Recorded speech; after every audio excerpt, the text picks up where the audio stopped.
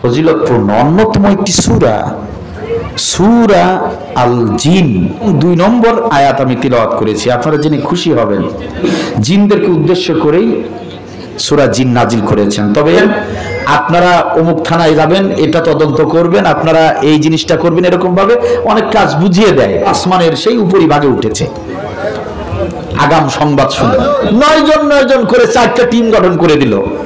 4টা টিম গঠন করে দিয়ে জিনের আল্লাহ রাব্বুল আলামিনের কাছে আসমানের নিচে আর জমিনের উপরে এই কোরআনের বৈঠকের চেয়ে, মাজলিসের চেয়ে গুরুত্বপূর্ণ, ফজিলতপূর্ণ আর কোনো মাজলিস নাই। আল্লাহু আকবার।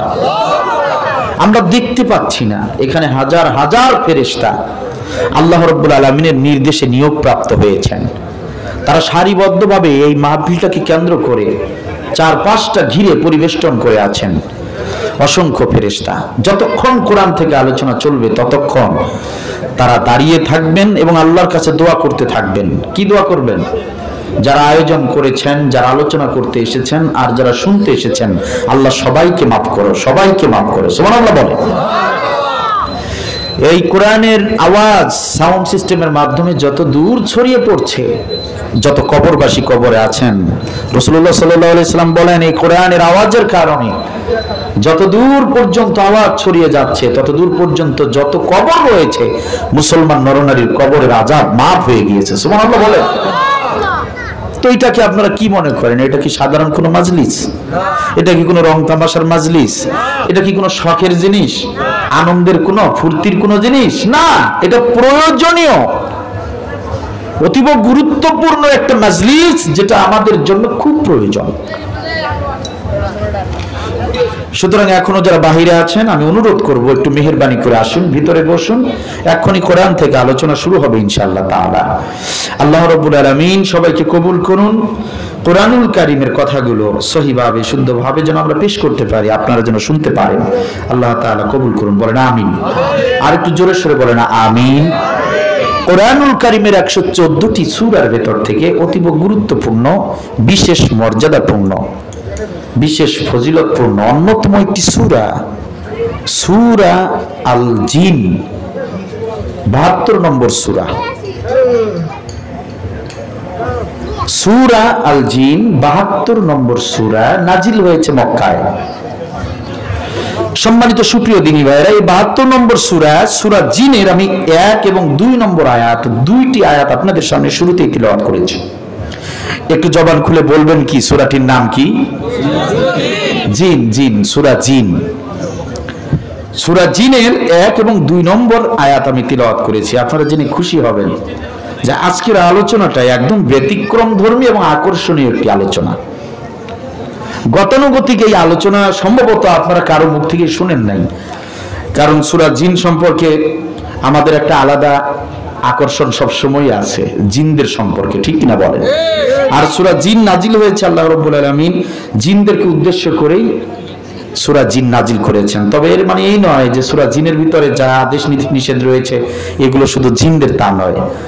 মানুষদেরকে আল্লাহ রাব্বুল আলামিন অনেক নির্দেশনা দিয়েছেন এই সূরার ভিতরে। আল্লাহু আকবার বলেন।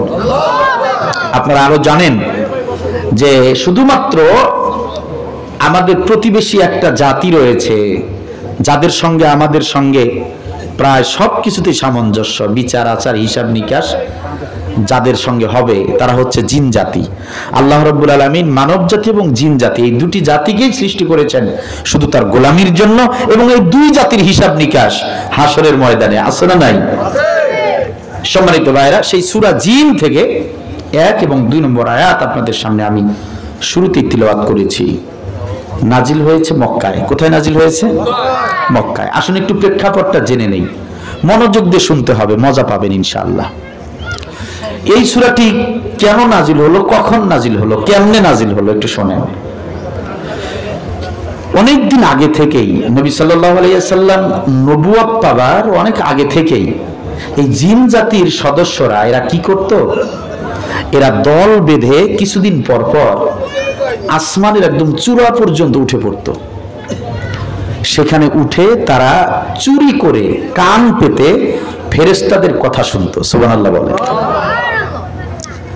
বুখারী এবং মুসলিম শরীফে এসেছে আল্লামা জাওজি রহমাতুল্লাহি আলাইহি তিনি এই হাদিসটি তার কিতাবে বর্ণনা করে বলেন যে আল্লাহ রাব্বুল আলামিন ফেরেশতাদেরকে ডেকে ডেকে যখন হুকুম দেন, নির্দেশ দেন, যেমন যেমন মিকাইলকে আল্লাহ রাব্বুল আলামিন নির্দেশ দেন কোথায় বৃষ্টি হবে, কোথায় কয়দিন বৃষ্টি দিতে হবে, কথা কি বোঝা যায়, কোথায় খরা দিতে হবে। এরপরে জিবরিল আমিনকে আল্লাহ রাব্বুল আলামিন নির্দেশ দেন কার কাছে কোন সংবাদ পৌঁছাতে হবে।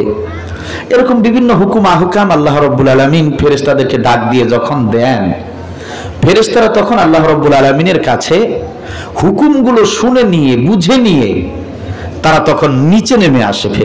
ফেরেশতারা নিচে নেমে এসে আসমানের নিচে এসে তারা তখন এক ফেরেশতা আরেক ফেরেশতার সঙ্গে গল্প করে। আমি আপনাদেরকে আরো ক্লিয়ার করে দিচ্ছি, অফিসের বস দেখবেন অধীনস্থ কর্মকর্তা কর্মচারীদেরকে নতুন কিছু কাজ যখন বুঝিয়ে দেয়, নতুন একটা প্রজেক্টের কাজ যখন বুঝিয়ে দেয় যে এই কাজটা আগামী সপ্তাহ থেকে করতে হবে, আগামী সপ্তাহ থেকে এই কাজ করবেন, আপনারা অমুক থানায় যাবেন, এটা তদন্ত করবেন, আপনারা এই জিনিসটা করবেন, এরকম ভাবে অনেক কাজ বুঝিয়ে দেয়। বস যখন এই মিটিং শেষ করে কাজ বুঝিয়ে দিয়ে নির্দেশ দিয়ে যখন চলে যায়, তখন এই মিটিং এ যারা অধীনস্থ কর্মকর্তা কর্মচারী যারা ছিল এরা কিন্তু 5-10 মিনিট ওই মিটিং এর কথাগুলো নিয়ে গল্প করে না। কেউ বলে বস তো শুধু বলে, এটা যে কাজ কত কঠিন এটা তো বস বুঝবে না, বলে না। আবার বলে যে বস তো আগামী সপ্তাহ থেকে শুরু করতে বললো এই কাজ করতে, আগামী সপ্তাহ থেকে কেমনে হয়। আরেকজন বলে আরে চিন্তা করিস না, হয়ে যাবে। এরকম কথোপকথন হয় না। অনুরূপ ফেরেশতাগণ আল্লাহ রাব্বুল আলামিনের কাছ থেকে নির্দেশ পাওয়ার পর ওনারা নিচে নেমে এসে এক ফেরেশতা আরেক ফেরেশতার সঙ্গে ওই হুকুমগুলো নিয়ে যখন কথা বলে, যে আমাকে মিকাইল যখন বলে আমাকে বাংলাদেশে 7 দিন যাবত বৃষ্টি দিতে বলেছে, এই কথাগুলো যখন হয় এই জিনের সদস্যরা কান পেতে এগুলো চুরি করে শোনে। এরা পৃথিবীতে এসে মানুষদেরকে, কিছু দুষ্ট প্রকৃতির মানুষ যারা জিন বশ করে এরকম কিছু লোক আছে, তাদেরকে এবং জিনের ভিতরে যারা দুষ্ট প্রকৃতির তারা জিন জাতির ভিতরে, আর মানুষের ভিতরে যারা দুষ্ট প্রকৃতির তারা মানুষের ভিতরে এই কথাগুলো ছড়িয়ে দেয় আগাম এই জিনদের মাধ্যমে। এই যে দুষ্ট জিনেরা যে কথাগুলো শুনে আসে আকাশ থেকে, শুনে আসার পরে তারা তাদের এই জিন দলের মধ্যে বলে দেয় আমরা খবর পেয়েছি আগামী 7 দিন অমুক দেশে এরকম হবে, আগামী মাসে অমুক জায়গায় অমুকটা হবে, এরকম খবর আমরা শুনে আসছি। এর ভিতরে কি করে এই সংবাদগুলো আর একটু ঝাল মশলা তেল মরিচ দিয়া আর একটু বড় সড়ো করে মিথ্যা বানোয়াট কিছু কথা মিলিয়ে এরা প্রচার করতে থাকে। নাউজুবিল্লাহ বলে, কথা কি বোঝা যায়?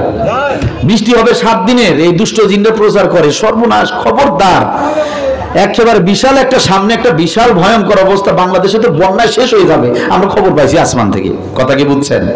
তো 7 দিনের বৃষ্টি মানে কি বন্যা? তো এই জিনের দুষ্ট লোকেরা, জিনের দুষ্ট সদস্যরা এরকম আসমান থেকে কথাগুলো শুনে বানিয়ে গুছিয়ে এরকম আগাম কথাগুলো প্রচার করতে থাকে। এতে মানুষের কিছু দুষ্ট প্রকৃতির মানুষরা যারা জিনদের এই কথাগুলো শোনার পর দেখে না সত্যি বৃষ্টি, তখন তারা মনে করে, তখন তারা ভেবে নেয় এই জিনরা তো ভবিষ্যৎ খবর জানে। নাউজুবিল্লাহ বলেন, এটা কি আসলে ভবিষ্যৎ? এটা ভবিষ্যৎ না, আল্লাহ নির্দেশ দেবার পর তারা শুনেছে, ঠিক কিনা বলেন? তো এইভাবে তারা কিছুদিন পর আসমানে গিয়ে এই লুকোচুরি করে সংবাদ নিয়ে আসে এই জিনের সদস্যরা। আসল ঘটনা এখন শোনেন। নবী সাল্লাল্লাহু আলাইহি ওয়াসাল্লাম তার বয়স যখন 50 বছর,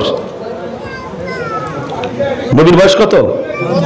যখন 50 বছর বয়স, নবী সাল্লাল্লাহু আলাইহি ওয়াসাল্লামের নবুয়তের 10 বছর চলছে, কথা কি বুঝতেছেন?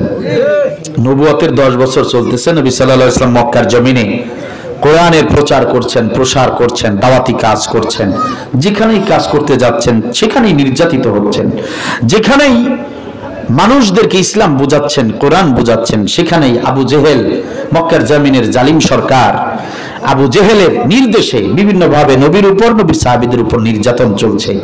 সেই সময় একদিন এই জিনের সদস্যরা ওই যে আগের মতো করে সেই দিন আবার আসমানের সেই উপরিভাগে উঠেছে। আগাম সংবাদ শুনবে। কথা কি বুঝতেছেন আমার? তো এবার জিন জাতির সদস্যরা আসমানের উপরিভাগে উঠে দেখে যে জায়গায় গিয়ে কান পেতে শোনা যেত সেই জায়গাগুলোতে আল্লাহ রাব্বুল আলামিন সশস্ত্র ফেরেশতাদেরকে মোতায়েন করে রেখেছেন। চিল্লাবেন আল্লাহু আকবার। শুধু তাই নয়, অসংখ্য ফেরেশতারা তো সেখানে দাঁড়িয়ে আছেই।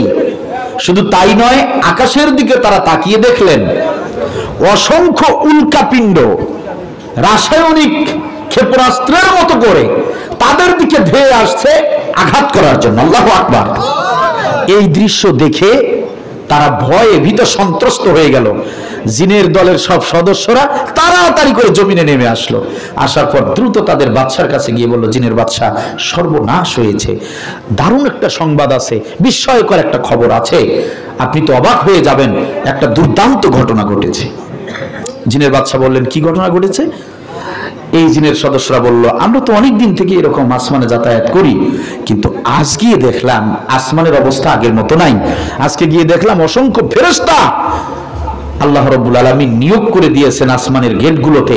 শুধু তাই নয়, উল্কাপিণ্ডগুলো আমাদের দিকে ধেয়ে আসতেছিল আমাদেরকে হত্যা করার জন্য, মেরে ফেলার জন্য।